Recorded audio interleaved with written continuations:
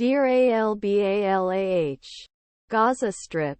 Israeli soldiers ed with Palestinian militants at a refugee camp in the city and outside a nearby hospital on Tuesday as the army moved into northern Gaza, where residents have no electricity or reliable access to water.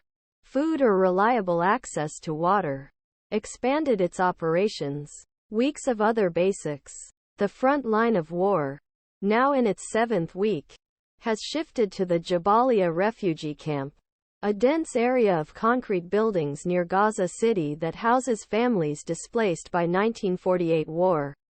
Surrounding Israel's founding, Israel has been in the area for weeks, and the army said Hamas fighters were regrouping there and other eastern areas after being pushed out of much of Gaza City. Clashes also intensified outside the nearby Indonesian Hospital, where Palestinian health officials said 12 people in Monday's attack. In a statement on Tuesday, it was stated that hundreds of sick and displaced people were trapped inside due to dwindling supplies after about 200 people were evacuated a day earlier. Meanwhile, senior Hamas officials said they were close to reaching an agreement through international mediators on release of some of approximately 240 people taken hostage in Group's October 7 attack on Israel that triggered war. But talks have repeatedly stalled and past predictions of progress have proven premature. The war has taken a heavy toll on Palestinian civilians, especially those who remained in the north after Israel repeatedly urged people to flee to the south. It's unclear how many people are left behind, but the UN Agency for Palestine Refugees estimates about 160,000 people are still in shelters there, although it can no longer provide services. Approximately 1.7 million Palestinians, approximately 3/4 of Gaza's population, have fled their homes.